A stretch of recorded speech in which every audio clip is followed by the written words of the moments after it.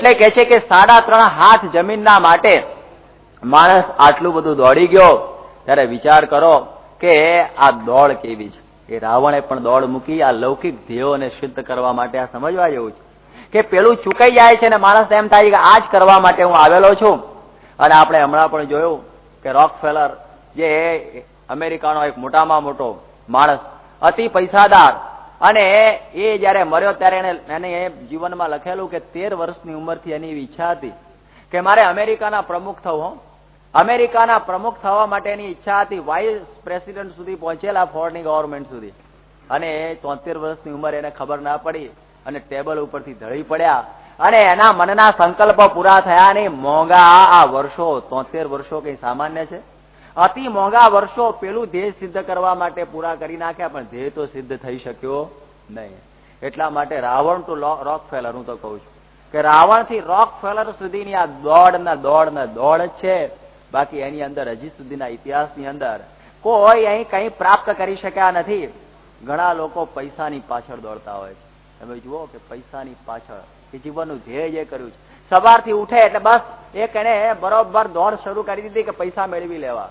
પણ તમે વિચાર કરો કે દુનિયાની અંદર આ બધું પ્રાપ્ત કર્યા છતાં કોઈને શાંતિ થઈ છે હોય? ઇતિહાસ બતાવો કે આપણે જુઓ કે નંદ રાજાની પાસે કેટલું બધું ધન હતું. સમગ્ર પૃથ્વીનું ધન એ નંદ રાજાની પાસે હતું. અને એ નંદ રાજાની પાસે એકત્રિત થયેલું જે બધું ધન, અને એ સમયમાં આપ યાદ રાખો કે જયારે એને એવું નિર્ણય કરેલો કે મારે બધાને રેશન ખાવા આપવું, પણ કોઈને પૈસો રહેવા દેવો નહીં. ટાંઝાનિયાની જેમ કે મકાન અમારા અને તમે એની અંદર ભાડું આપીને રોલા, પણ અમે બનાવ્યું કે બનાવ્યું પતી ગયું, હવે અમારી માલિકી. બધું નેશનલાઇઝેશન કરી નાખ્યું હતું. પૈસાનું એ નેશનલાઇઝેશન કરી નાખેલું એને તો. એવો એક બળિયો રાજા નંદ રાજા પૂર્વે થઈ ગયો. નેશનલાઇઝ કરવાની જે પદ્ધતિ નંદ રાજાથી શરૂ થયેલી, અને એને બધું જ કબજે લઈ લીધું. હજી પૈસાનું કોઈ કર્યું નથી, પણ કોક કરશે, એને પૂર્વે કરેલું. અને એ સમયની અંદર એ વખતે એને થયું કે કોઈની પાસે પૈસો રહ્યો હશે કે કેમ, એટલે એક ઊંટ વેચવા કાઢ્યો. એક દોકડાનો ઊંટ, આપણે કોને એક પેની અહીંયા આગળ. હવે એક પેનીનો ઊંટ એટલે હા મફત જેવો કહેવાય ને. ત્યારે પછી બધા કોઈ લે નહીં, કારણ કે હોય તો લે ને. પણ પછી છેવટે એક મુસ્લિમ બાઈનો છોકરો તેને કહ્યું કે માં હાવ મફતમાં ઊંટ મળે છે, પણ લાવી દે ને. બાકી રાજાએ પૈસો રાખ્યો હોય તો લાવી દઉં ને. ત્યાં તો બહુ ભારે કહેવાય કે તારા બાપની કબર છે ને એની નીચે થોડા પૈસા દાટેલા છે, એ કબરમાં મૂકવામાં આવતા 2-4 પૈસા, તું લઈ આવ. એ કબર ખોદીને લઈ આવ્યો. અને નંદ રાજાને ખબર પડી કે કબરની નીચે પૈસા હોય છે, બધી કબરો ખોદી નાખવાનો, પૈસા કાઢ લો અંદરથી. એવી પ્રકારનો નંદ રાજા. અને એ વખતે નારદજીને ચિંતા થઈ. નારદ વગરની કોઈ કથા હોતી જ નથી. નારદ ના હોય તો બધા શાસ્ત્રોની વાર્તા કડર ભૂસ થઈને એઠી પડે. ભાગવતમાં નારદ બહુ આવશે. એટલે એ નારદજીને ચિંતા થઈ, કારણ કે કંટ્રોલિંગ પાવર તો કોઈ જોઈએ ને આ બધું હરખું કરવા, કે આને કરવું કઈ રીતે. ત્યારે એની રાણી પાસે ગયા. અને એ વખતે આ નંદ રાજા પાસે શું ખૂબી હતી કે વરાહ ભગવાન, હમણાં આપણે વરાહની કથા આવશે, એ વરાહ ભગવાન જયારે પોતે નેપાળની પાસે આદિ વરાહ સ્થાન છે કે જ્યાં કોકા નદી વહે છે. અમારી સાથે ઘણા નેપાળમાં આવેલા, એ સાક્ષાત જગ્યા જોયેલી છે કે જ્યાં વરાહ ભગવાને પોતાનો દેહ મૂકેલો. અને એનું હાડકું છે ને એ પેલાના હાથમાં આવી ગયેલું. એ હાડકાની અંદર એવી ખૂબી હતી કે દરિયાની અંદર જયારે આમ હાડકું અડાડે ને તો 2 ભાગ થઈ જાય. દરિયાના 2 ભાગ થઈ જાય તો બાઇબલમાં પણ આવે છે ને, રામસે જાય છે ત્યારે 2 ભાગ થઈ જાય છે. એટલે આ મોઝીસ જયારે જતો હોય છે, જેમ દરિયાના ભાગ થાય છે એવી રીતે આ દરિયાના ભાગ થઈ જાય. અને અંદર નંદ રાજા બધું ધન મૂકી આવે અને વળી પાછો દરિયો ભેગો થઈ જાય. આવી પ્રકારની એની પાસે કરામત હતી. હવે આ માસ્ટર કી કેવી સાચવતો, એ પોતે અહીં રાખતો પોતાની પાઘડીની અંદર પેક કરીને. અને આ નારદજી એકલા જાણતા હતા, બીજો કોઈને ખબર નહીં. એટલે નારદજી અને રાણીને કહ્યું કે રાણી સાહેબા, તમને ખબર છે કે નંદ રાજાને તમારા માટે કેવું પ્રેમ, કે મારા માટે પ્રેમ ને એવો તો દુનિયાભરમાં કોઈના માટે નથી. અરે કે ભૂલી જાઓ, પહેલા તમારા રાણીને એક બીજા રાણીને પરણેલા, પણ એ તો ક્યારની મરી ગયા, એને તો ભૂલી ગયા છે, ભૂલ્યા નથી. એ મરી ગઈ છે અને એનું હાડકું પોતાની પાઘડીએ બાંધી રાખે છે. હવે આટલી વાત કરીને પેલી રાણીને તો રોમ રોમ ગુસ્સો ઉકળી ગયો કે આ તો ખોટું છે જ ને. એ તો કે તમે જાણો, હું તો જઉં છું. કે આટલું હળગાઈને જતા રહ્યા. કહેવાય લાંબુ કેમ, મને બહુ કહેવાનું હોય જ નહીં ને, નારદને બહુ લાંબુ ભાષણ ના કરવાનું હોય. આટલું સળગાવીને તો જતા રહ્યા. અને પેલી રાણીને ઊંઘ ના આવી આખી રાત કે અરે રે મારા માટે આવું ખોટું હેત, અને પેલીનું હાડકું ત્યાં રાખે અને મને ખોટું આ પ્રમાણે બધું. પછી તો બીજા દિવસે રાજા જમવા આવ્યા અને પાઘડી મૂકીને જમવા ગયા. પહેલાના વખતમાં પાઘડી મૂકીને જમવા જતા હતા, તો પાઘડીની જોડા 2 સાથે જમે છે લોકો, પણ એ વખત પાઘડી બાજુમાં મૂકતા. અને પછી એ પાઘડી મૂકીને જમવા બેઠા, પેલી બાઈ જઈને આમ જોયું, ઓહો હાડકું તો છે કે નારદજી ખોટું નથી બોલ્યા. અને એને ખબર નહીં કે શું છે. હાડકું લઈને પેલી ભઠ્ઠા જેવું હતું ફરનેસ એમાં નાખી દીધું, બળીને ખાક થઈ ગયું. અને પછી તો નંદરાજ આવીને સીધું જોવા માંડ્યા. તરત જુઓ ને માણસ માસ્ટર કી એટલે ત્યાં તો કઈ દેખાયું જ નહીં. ધક્કો લાગ્યો અને કહે છે આમાં હતું એ ક્યાં ગયું?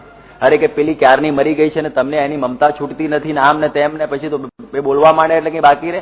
પણ તે કર્યું શું કે મેં તો ભઠ્ઠામાં નાખી દીધું, બળીને ખાક થઈ ગયું. અને ખાક થઈ ગયું શબ્દ સાંભળ્યો અને નંદરાજાનું હાર્ટ ફેલ થઈ ગયું, મરી ગયો. એટલા માટે તો નિષ્ણાંત સ્વામી કહે છે કે ના રહ્યું નાણું રાજા નંદનું, સર્વે સુપન વહેવારજી, એ જનુની જીવો રે ગોપી ચંદરી. એ નંદ રાજાનું નાણું પણ રહ્યો નહીં. એટલા માટે તમે વિચાર કરો કે નાણાંની પાછળ જિંદગી ખુવાર થઈ ગઈ, પણ એની વાસનાથી મુઓ. અને એ પ્રમાણે આપ જુઓ કે હમણાં જ અમે 1974માં અહીં આગળ આવેલા, એ પૂર્વે ઇથોપિયાથી પસાર થયેલા. અને ઇથોપિયાના હેલી સલાસી રાજા, આપણે બધાને ઘણાને ખ્યાલ હશે, આફ્રિકાના લોકોને તો વિશેષ. એ હેલી સલાસી રાજા પાસે તો 2 સિંહ રહેતા પાળેલા. એ સિંહના ઉપર હાથ રાખીને બેસતો, એનું નામ સિંહાસન. ખાલી દોરેલા નહીં, લાકડાના કોતરેલા નહીં, 2 બરોબર રાખતો હતો. એ હેલ સલાસી રાજા સિંહાસન ઉપર બેસે અને એની પાસે પૈસાનો કોઈ પાર નહીં. સ્વિટ્ઝરલેન્ડની બેંકની અંદર કેટલું બધું એના કેટલા અંશ સોનું, કેટલા બધા એની પાસે ધન હતું, એની કોઈ કલ્પના નહીં. આટલું બધું ધન એને ભેગું કરેલું, જિંદગી અંદર બીજું કશું નહીં કરેલું. અને પછી જયારે એ દેશની અંદર દુકાળ પડ્યો અને પોતાની પ્રજા મરતી હતી, પણ 1 પૈસા બાર અન્ન એને પોતાના રાજના ખજાનામાંથી આપ્યું નહીં, ત્યારે પ્રજા પછી તો વિદ્રોહ કરે ને, લાખ માણસો મરી ગયા. અને પછી તો એમાં ક્રાંતિ થઈ. 1974ની જે આ વાત છે, ક્રાંતિની અંદર એ પ્રમાણે બળવો થયો અને હેલ સિલાસીના બધા જ છોકરા છૈયા બૈરા બધાને કાપી નાખ્યા. 60 માણસને લશ્કરે કાપી નાખ્યા, ખલાસ કરી નાખ્યા. એના બરફની પાટો ઉપર સુવારીને ટોર્ચરિંગ કરીને એને જ્યાં જ્યાં પૈસા મૂકેલા બધા પૈસા મંગાવી લીધા, બધા સોનું ને પૈસા મંગાવી લીધા. અને પછી એની ઉપર કેસ ચલાવ્યો અને આપ બધા જાણો છો કે એને ફાંસીની સજા આપી. એ 80 વર્ષના બુઢાને સરકારે ફાંસી ઉપર ચડાવી દીધો. આફ્રિકાનો એકમાત્ર છેલ્લો રાજા પણ ગયો. તમે જો આ નંદનો અવતાર નહીં તો બીજું શું. આપણને નંદની રાજા છે, ઘણી વખત એ વાતો આઉટ ઓફ ડેટ લાગે, પણ એની સાથે આ નવી વાત મૂકીએ તો ખ્યાલ આવે કે આ નંદ રાજાના જેવો જ હેલ સલાસી કે જેને પૈસાની પાછળ આખી જિંદગી ખુવાર કરી, પણ મોત કમોત થયો. એ ફાંસીના માંચડે ચડ્યો અને પોતાની નજર સમક્ષ જયારે પ્રલય જોયો ત્યારે એને થયું કે જીવનમાં આ જ મેં કર્યું, મેં જીવનની અંદર આ જ કર્યો. અને એમને નિરાશા થઈ જાય છે. ઘણા લોકો કીર્તિની પાછળ પડી જતા હોય છે કે બસ મને સર્વથી શ્રેષ્ઠ કીર્તિ મળી જાય. જયારે અમે મુંબઈમાં હતા ને ત્યારે ખુશ્ચેવ આવેલા રશિયાથી, બુલ્ગારીન ને ખુશ્ચેવ. અને એ વખતે પછી ખુશ્ચેવ તો રાષ્ટ્ર પ્રમુખ થઈને આવેલા. લગભગ લાખો મનુષ્ય, મને યાદ છે કે 10-15 લાખ માણસો તો સાંતાક્રુઝ એરપોર્ટ ઉપર હતું. અને એ બધા ખુશ્ચેવનો કેટલો બધો સત્કાર કરેલો.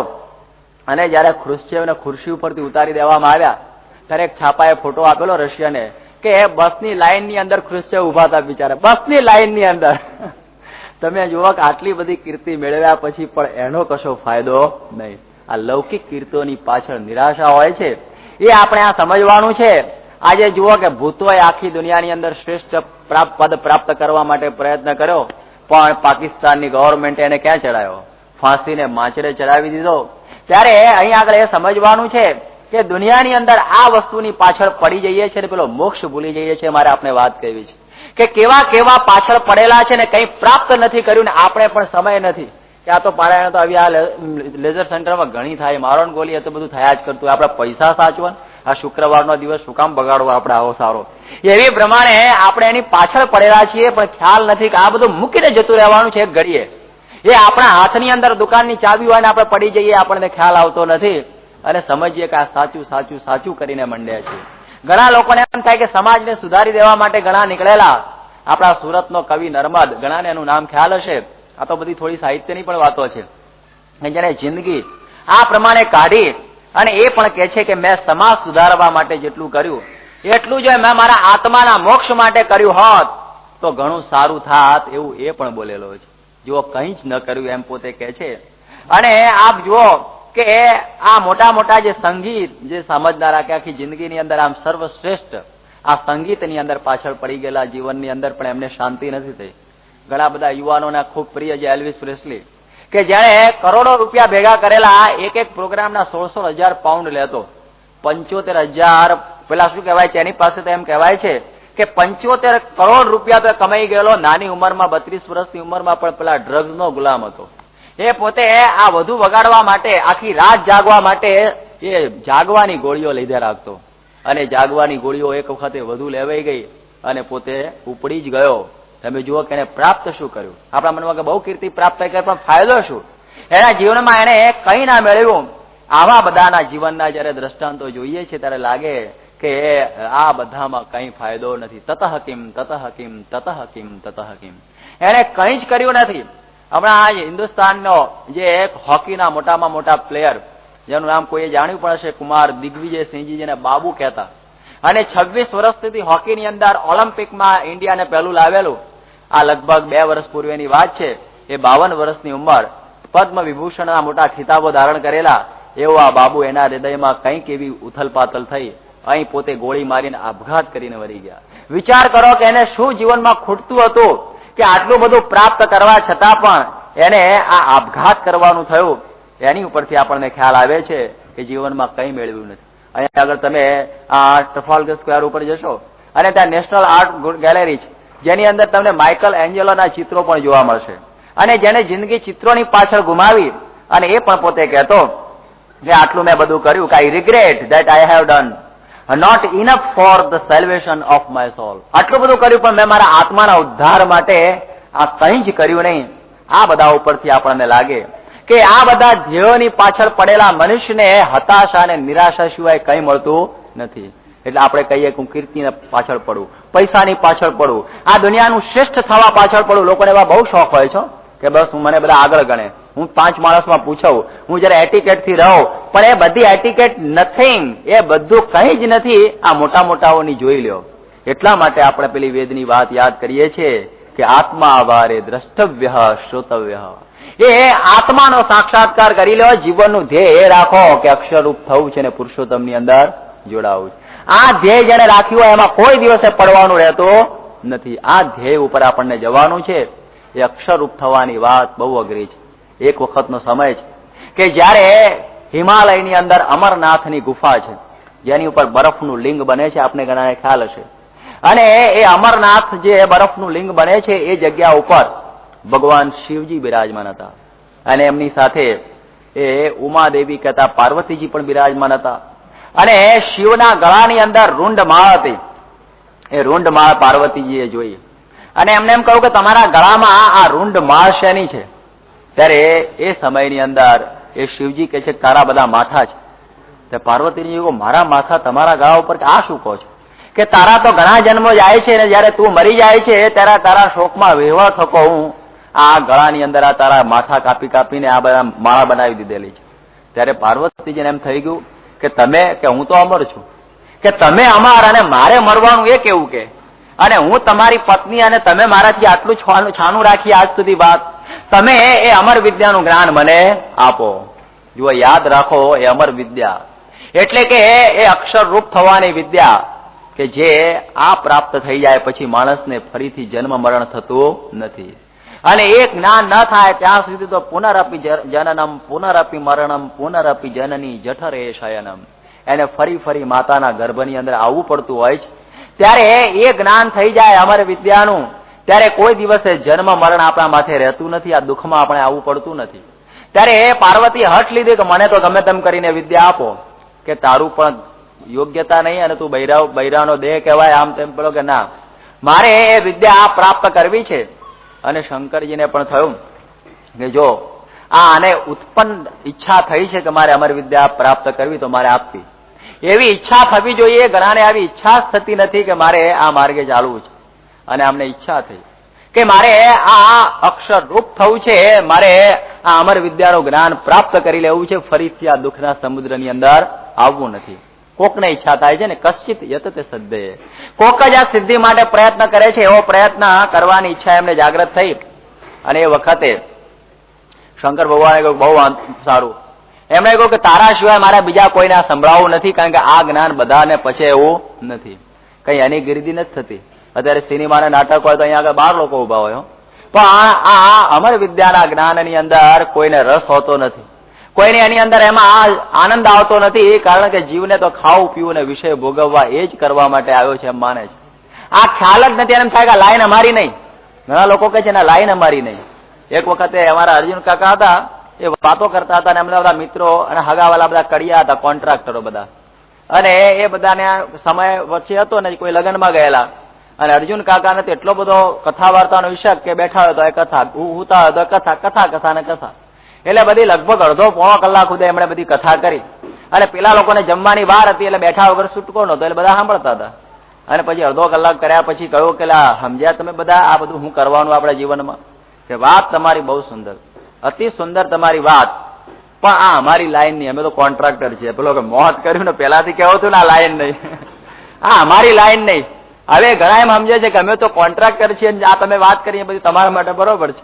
આ ભગવાન ભજવાની લાઈન સમજે છે, આ તો સ્વામીના બધા સંતો માટે બરોબર છે, આપણે તો જે કરીએ છીએ બધું ઠીક જ છે.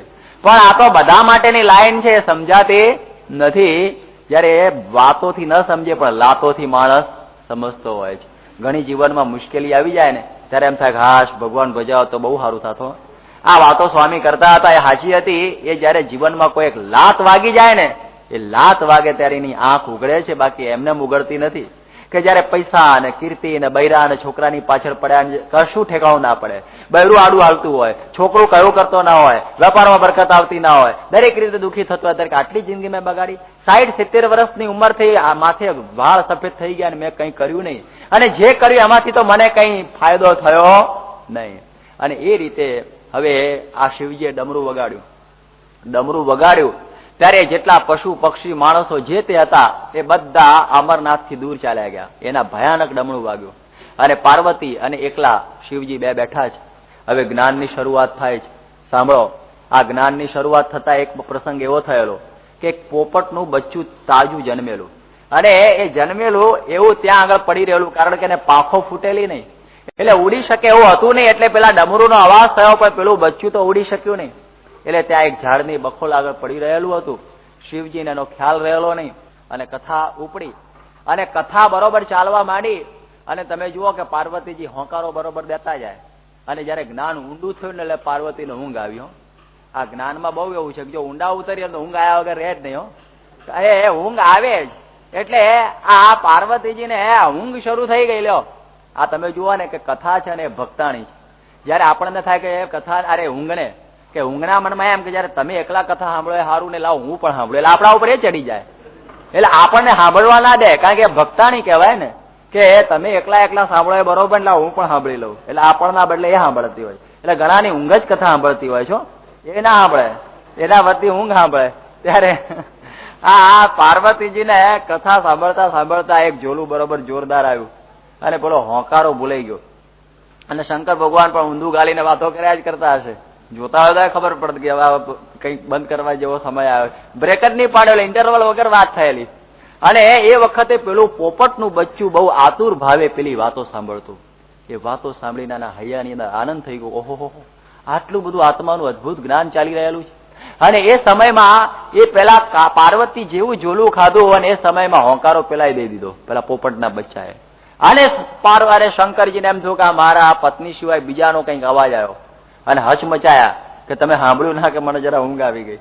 ત્યારે હોંકારો કોણે દીધો કે મને ખબર નથી. અને આ બાજુ જોયું તો પેલું પોપટનું બચ્ચું. અને શંકરજીને એકદમ ગુસ્સો ચડ્યો કે આવું જે અદભુત રહસ્ય જ્ઞાન જે કોઈને આપી શકાય નહીં, સર્વ ગુહ્ય તમામ જ્ઞાનમ, જે શ્રી કૃષ્ણે અર્જુનને કહ્યું કે તારા એકલાને જ મારે આપવું છે, મારે દરેકને આપવા જેવું આ જ્ઞાન હોતું નથી. ઘણી વખત એ છે ને અમુક જ્ઞાન બધાને આપવાનું ના હોય, અમુક દવા છે દરેકને આપવાની ના હોય, અમુકને જ આપવાની હોય.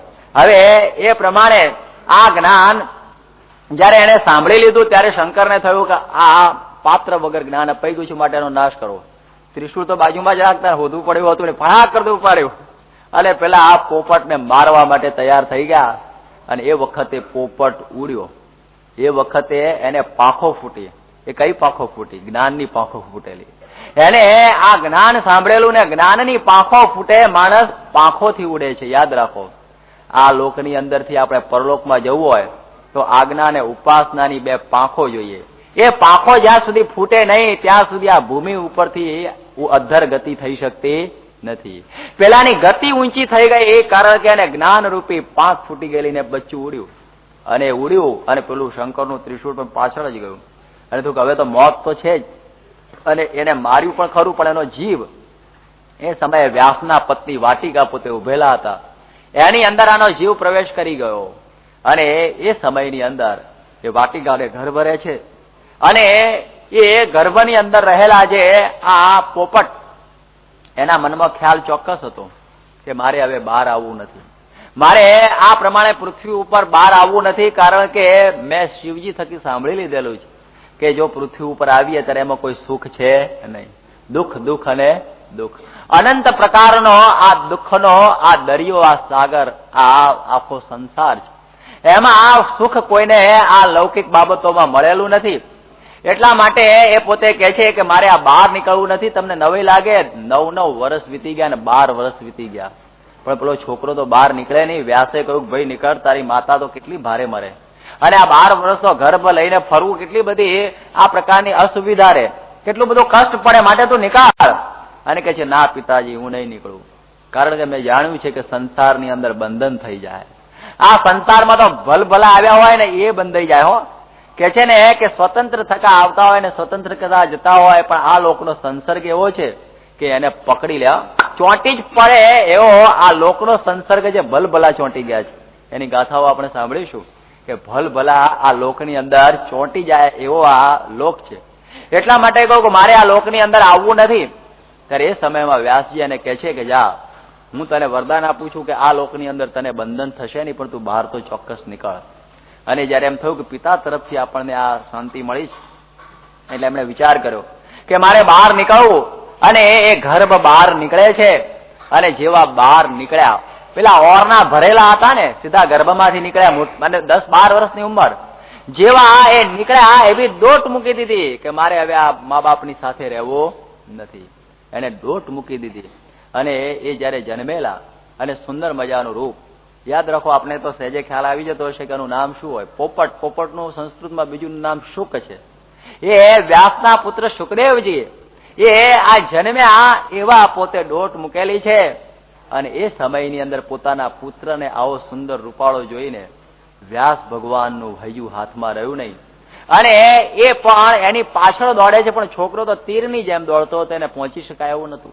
એટલે હવે ભાગવત શરૂઆતમાં જ કહે છે કે યમ પ્રવ્રજંતમનુપેતમુપેત કૃત્યમ દ્વૈપાયનો વિરહ કાતર આજુહાવ પુત્રેતિ તન્મયતયા તરવો વિનેદો સ્તમ સર્વભૂત હૃદયમ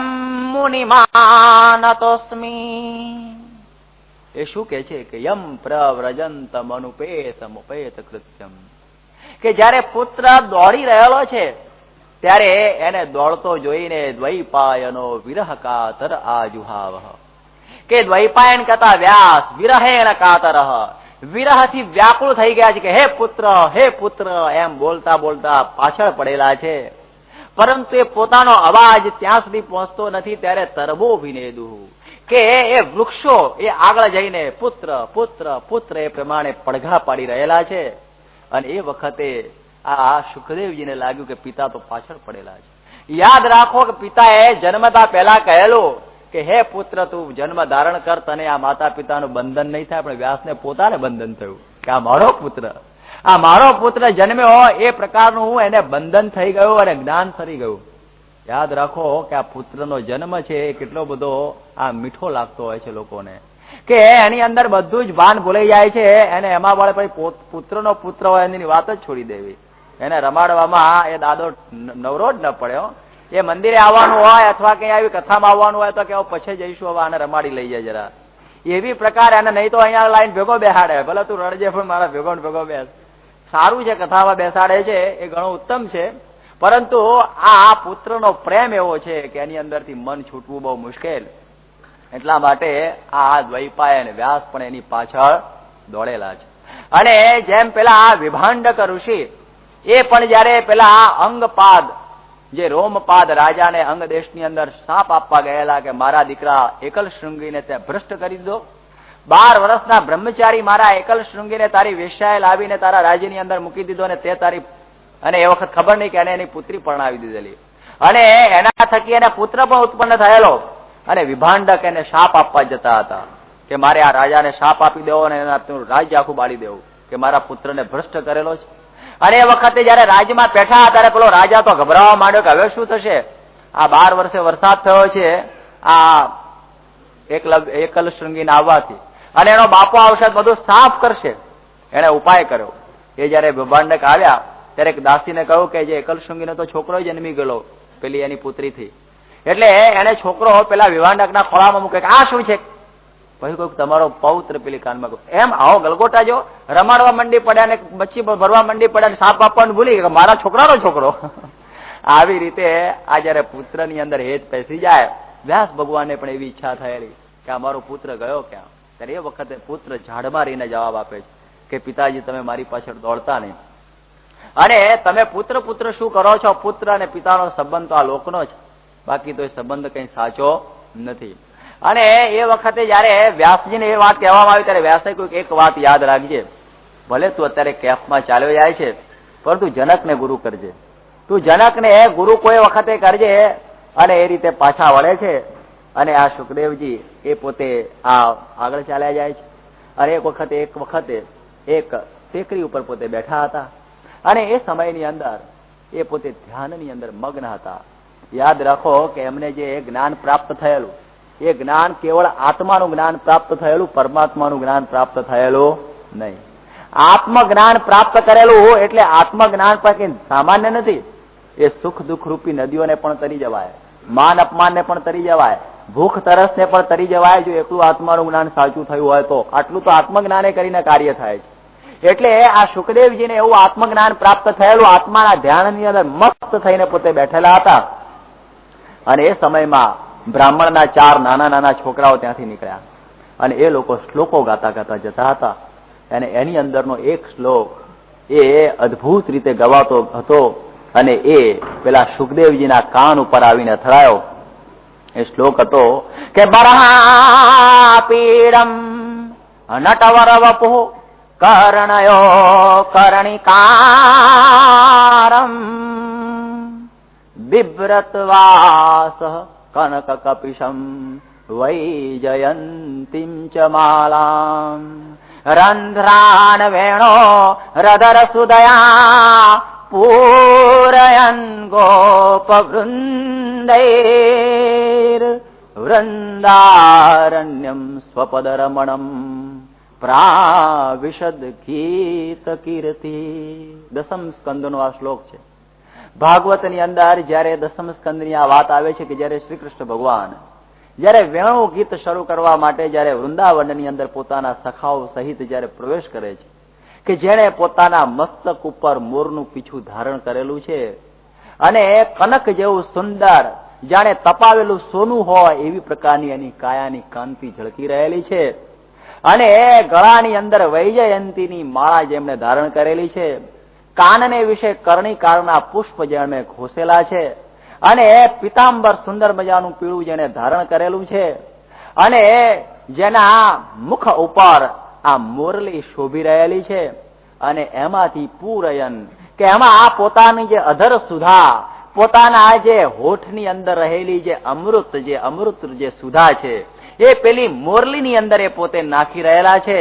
અને પોતાના ગોપ બાળકો સહિત એ જયારે વૃંદાવનની અંદર પ્રવેશ કરી રહેલા છે, આવું એક શબ્દ ચિત્ર જયારે સાંભળ્યું, અને એ ચિત્ર સાંભળતા જ એ સુખદેવજીના હૃદયની અંદર શાંતિનો શેરડો પડી ગયો. અને એને એમ થયું કે અત્યાર સુધી હું આત્માનું ધ્યાન કરતો હતો એ શાંતિ નહોતી થતી, એ શાંતિ કેવળ એક શ્લોકની અંદર મને શાંતિ થઈ ગઈ. એ છોકરાઓને બોલાવ્યા અને કે છે આ શ્લોક કોનો છે, ક્યાંથી તમે ગાયો? આ કે આ શ્લોક શ્રી કૃષ્ણ ભગવાનના આ એમના દિવ્ય દેહના વર્ણનનો છે, અને આ શ્લોક ક્યાં છે કે તમારા બાપાએ તો આવા 18,000 શ્લોકો રચ્યા છે. કે મને તો ખબર જ નહીં, પણ તમે ઉભા રહીને સાંભળ્યું હોત તો થાત ને. અને એ વખતે એને એમ થયું કે આત્માના એકલા જ્ઞાનની અંદર ને ધ્યાનની અંદર કોઈ શાંતિ નથી. એને એમ થયું કે પરમાત્માનું જ્ઞાન જ્યાં સુધી ન થાય ત્યાં સુધી બધું નકામું છે. અને એ પોતે પછી તો એમ કહે છે ભાગવત કે કે પરિનિષ્ઠિતોપી નૈર્ગુણ્ય ઉત્તમ શ્લોક લીલયા ગૃહિત ચેતા રાજર્ષે આખ્યાનમ યદધીતવાન. અને એ પોતે હવે ભાગવતને ભણે છે, અને એ ભાગવત એ સુખદેવજી ભણ્યા, અને એ સુખદેવજીએ એ ભાગવતનો રસ એ પછી સૂતજીને આપેલો છે.